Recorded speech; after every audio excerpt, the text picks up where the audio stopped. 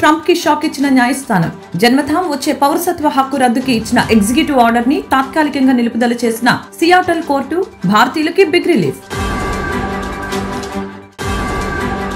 ముగిసిన CM Chandrababu Davos పర్యటన.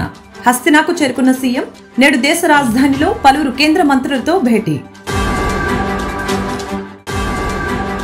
Publicity full, పెట్టుబడులు నిల్. సీఎం చంద్రబాబు దావోస్ పర్యటనపై వైసీపీ విమర్శలు. మహాకుంభమేళకు పోటెత్తుతున్న భక్తులతో కిటకిటలాడుతున్న పుష్కర ఘాట్లు. 10 కోట్ల మందికి పైగా పుణ్య స్నానాలని ఆచరించిన భక్తులు. ఏపీలో పోరుబాటు పట్టిన వైసీపీ. విద్యార్థులకు ఫీజు రియంబర్స్మెంట్ చెల్లించాలని డిమాండ్ చేస్తూ ఫిబ్రవరి 5వ తేదీన రాష్ట్ర వ్యాప్తంగా ఫీజు పోరుని నిర్వహించనున్నట్లు వెల్లడి. కూటమి ప్రభుత్వంలో తగ్గుతున్న జనసేనాని ప్రాధాన్యత. సోషల్ మీడియా వేదికగా మండిపడుతున్న జన సైనికులు.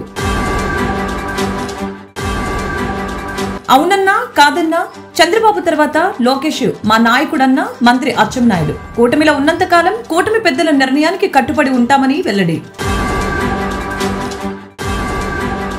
అమరావతి ప్రాంతంలో పర్యటించిన మంత్రి నారాయణ. అభివృద్ధి కార్యక్రమాల ఫౌండేషన్లను పరిశీలించిన మంత్రి.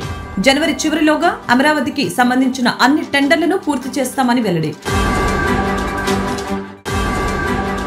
పోలవరం ఎత్తు విషయంపై ఎక్స్ వేదికగా కూటమి ప్రభుత్వంపై మండిపడ్డ వైసీపీ. పోలవరం ఎత్తుని కేంద్రం తగ్గిస్తుంటే నోరు మెదపడం లేదంటూ విమర్శ.